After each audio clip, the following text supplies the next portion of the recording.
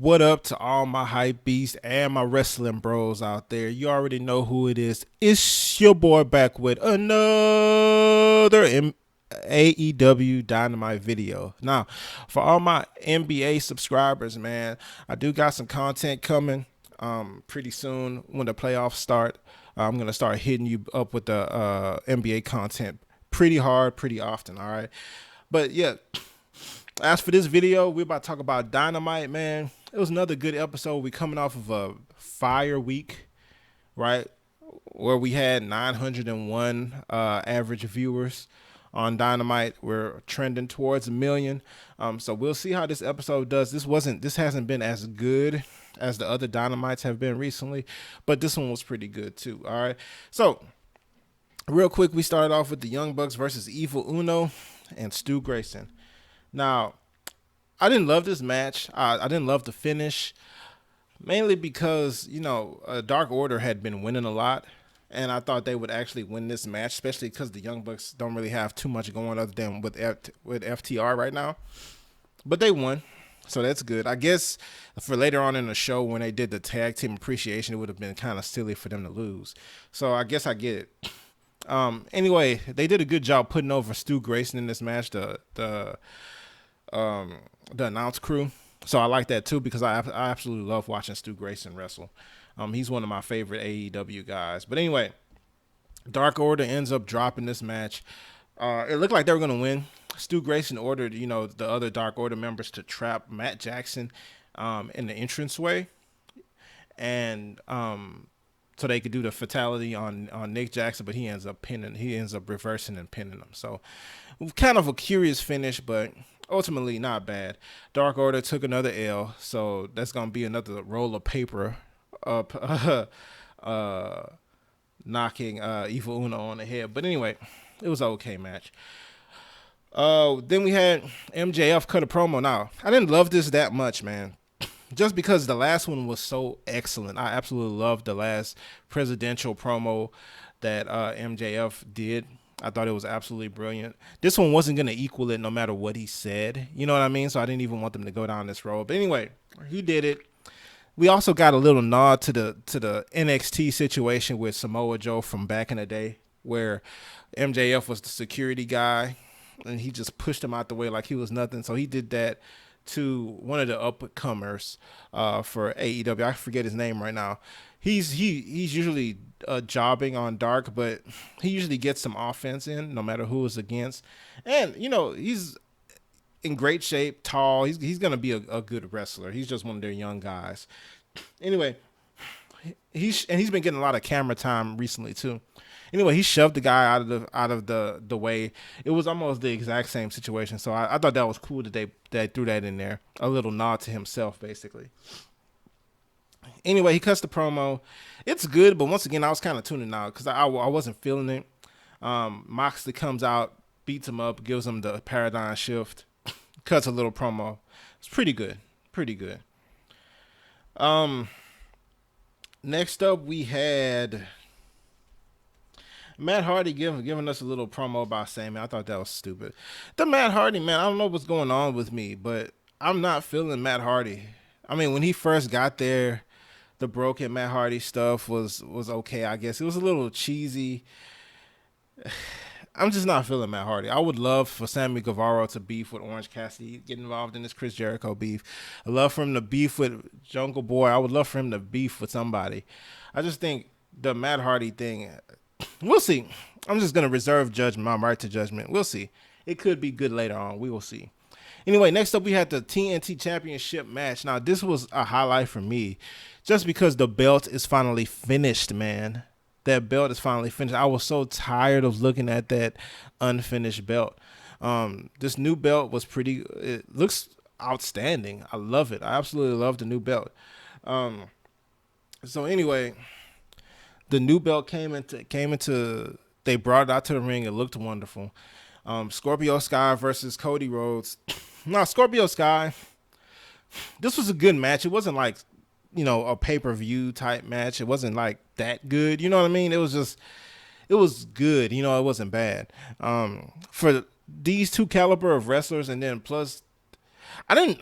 I don't know. I don't know what to think about this match. To be honest, I don't know what to think. I guess the new TNT belt was here, so you had to make it a big deal. You know what I mean? But Scorpio Sky, um, when was the last time the guy lost? The guy has been on a winning streak for like months and months and months and months. So I'm wondering, it's like, okay, so I don't think he's lost. Maybe the time he lost is when they lost the tag belts. But he has been on Dark a lot. He hadn't been on Dynamite a lot. But he's been winning. And then he lost his match to Cody. He did kick out of a Crossroads. Uh, then he got another Crossroads. I don't know. It was a close match. It was cool. You know what I mean? Um, it was kind of weird though. It was kind of weird. I don't know. At one point though, you did kind of believe that Scorpio Sky might win it, so that was cool. Anyway, at the end, we found out, and another thing, when he lost, they kind of went to the next thing too quick. You know what I mean? They didn't really acknowledge him too much. Then they went to Brody Lee. Brody Lee's challenging him, and I thought the challenge was gonna be for All Out. It's not even for All Out. The challenge is for Saturday when they get on TV next Saturday at 6:05. Um, so that's gonna be interesting. I'm sure he's gonna lose it to Brody Lee. I mean, he would have to lose that to Brody Lee. I can't see them putting Cody Rhodes over Brody Lee. To me, it wouldn't make any sense. Brody Lee, when he faced Moxley for the championship, I legitimately thought that Brody Lee would win that. You know what I mean? Uh, and then the way they made him lose it was almost like Moxley had to pull out everything he had to get through Brody Lee. So I can't see them putting Cody over him, but we'll see. We'll see. We'll see. So anyway, that was a good match though. It wasn't like anything special, but that was good. They backdoored that with Hangman and Kenny Omega, and I'm starting to get tired of face Kenny Omega, man. It is a slow burn. That's one thing AEW loves is slow burns, because this is slow. I wish they would just turn Kenny Omega heel, man, and get it over with. But anyway, this was a good match. They had Jungle Boy and Luchasaurus. It was a good match. I mean, it wasn't bad. Ultimately, Kenny Omega and Hangman won it. You know what I mean? There's a lot of high flying. There's a lot of good action. So that was cool. Next thing, you had a little situation with Chris Jericho seemingly trying to bribe Mike Chioda. So that was okay. We had a throwaway match. We had like a jobber match. Hikaru Shida, Holy Shida versus Heather Monroe, who is a new person. Heather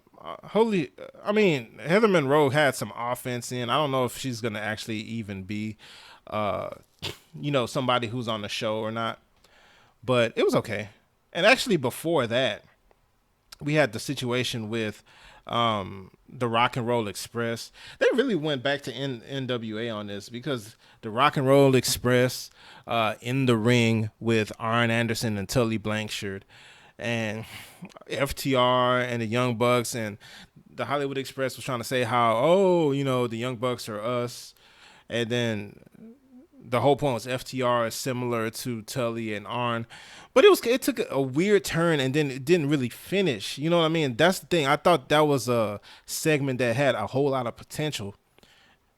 Tully Blanchard took the mic. He started talking his stuff, man, and it was good. He was talking about, you guys are talking about you're the best in the world, but no one has a belt. Neither one of you have a belt. You know how Tully Blanchard does, and you know how he used to do back in NWA. At that podium. You know what I mean? So it was kind of giving you a little bit of those vibes, and I loved it. But it didn't really go anywhere, because he turned to Arn. And then he was talking about, I don't understand how you're backing Cody Rhodes, because, if you guys weren't, didn't look at the Horsemen back in the day, it was always the Horsemen versus Dusty or whatever. So they started going at it, and then Arn Anderson kind of ducked out. He was like, I know where this is going.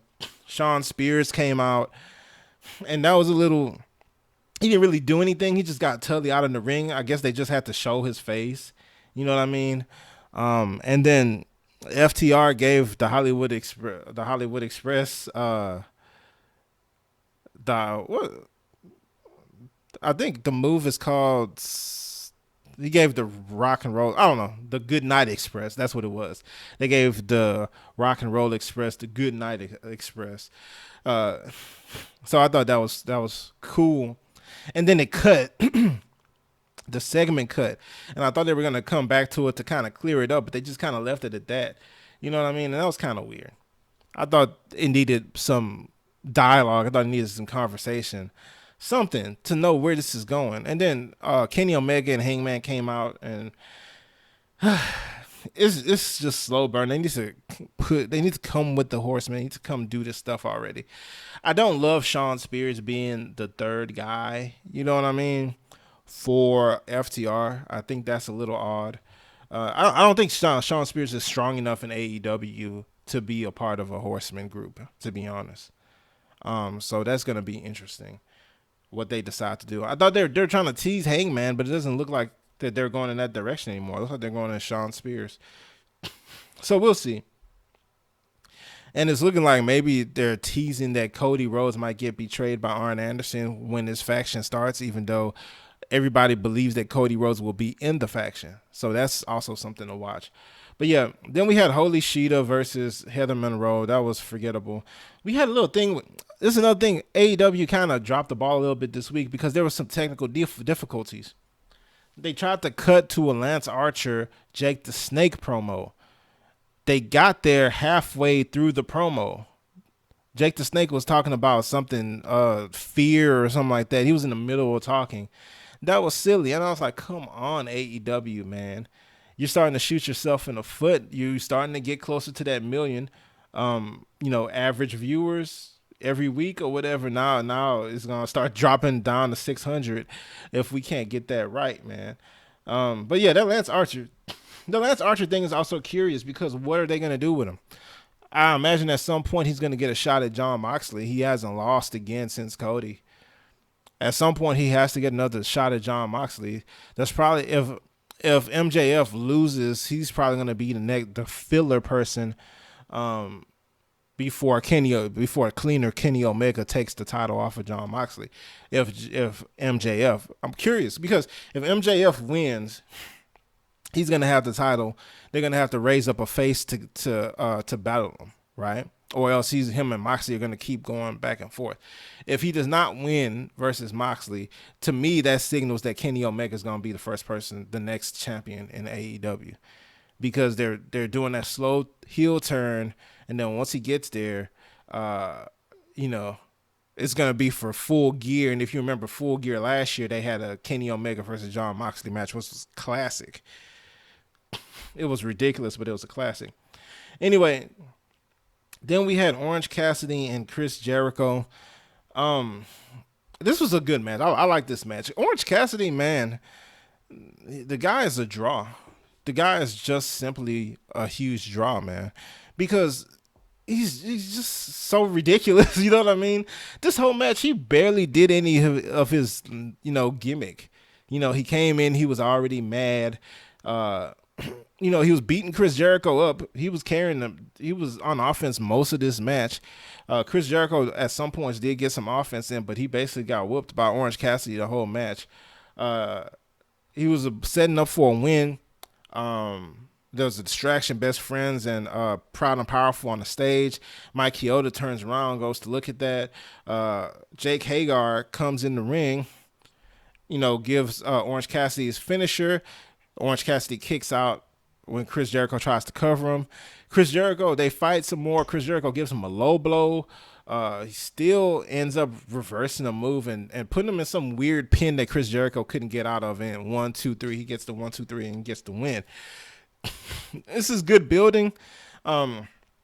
Chris Jericho got a win. Now Orange Cassidy has a ring. Got some win. This is building towards something, man. If they play this right, this is gonna build towards something real cool, for Orange Cassidy and Chris Jericho. But yeah, I'm guessing they're gonna have a grudge match. They have to break it up now. They can't just keep facing each other every week or whatever. I'm really hoping they slide Sammy Guevara in there a little bit somewhere. They got to slide him in there somewhere. versus Orange Cassidy. I would just absolutely love to see it. But yeah, this episode of Dynamite, man, I'll give it a 7. Like I said, I wasn't taken back by it. It was good. You know what I mean? Dynamite is always good, at least. You know what I mean? But there was a couple mistakes. Like I said, the Jake the Snake promo messing it up was kind of weird, and then the whole kind of cluster with the Rock and Roll Express and Tully Blanchard and Arn Anderson and FTR and the Young Bucks, and then that we're not getting any resolution. It was just kind of something that happened. It was just kind of a thing, and then it just stopped.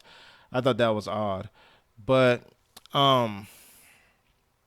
once again, good episode. I'm curious to see what the numbers are going to come in at tomorrow. But yeah, we're building towards something else, and we got a pay-per-view coming next month. And then we get 6:05 Saturday wrestling. You know what I mean? Because the NBA is going to take over the next week's Wednesday slot. So I'm curious to see how that's going to go. I can't wait for that too. But yeah, AEW, once again, pretty good this week. I'm expecting more next week. It's going to be a Saturday episode. I wonder how they're going to go, how they're going to put it over. But yeah, good stuff, man. Let me know what you guys think down below in the comment section. And if you are not subscribed to Exceed the Hype, what on earth are you waiting for? All right, see you next time.